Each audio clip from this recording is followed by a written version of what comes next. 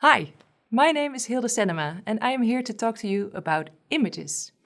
I will help you find them, interpret them, and use them in a way that makes your text or project stronger and more attractive. When you read an article in a newspaper, a magazine, or online, you usually see images alongside the text. Maybe you take them for granted. Everything's better with some pictures, right? But images are not mere decoration. They actually have an impact on how you read and interpret a text.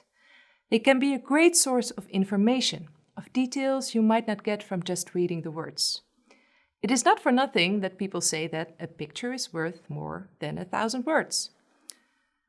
When you are writing a text, you can use images to convey more than just what you are writing down.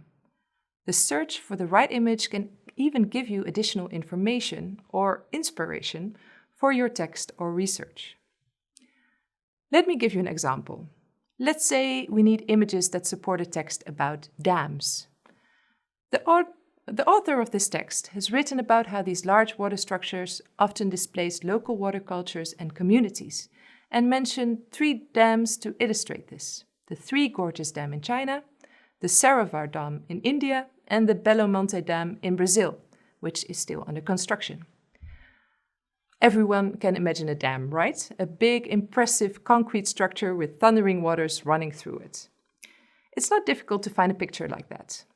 There are several online resources you can use and where you can find royalty-free photos. And I found a lot of pictures of dams. So, how do you choose a picture that actually tells a story about a subject?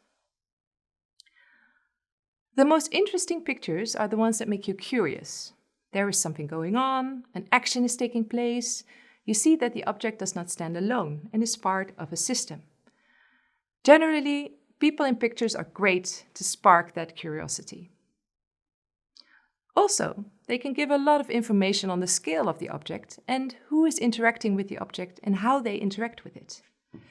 And more importantly, pictures with people in them are often more lively and relatable. But with these particular dams, this wasn't an easy task.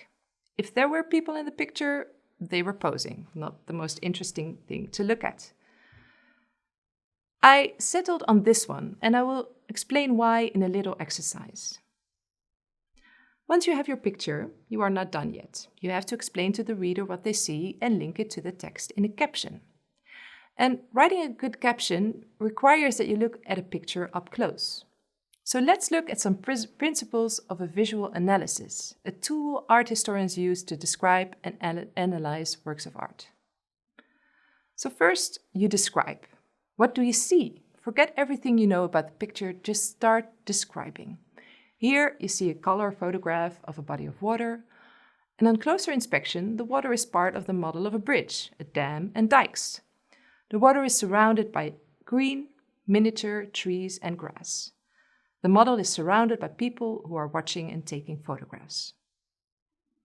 Only then do you link the image to what you know or can find out about the subject. It is the model of the Three Gorges Dam in China.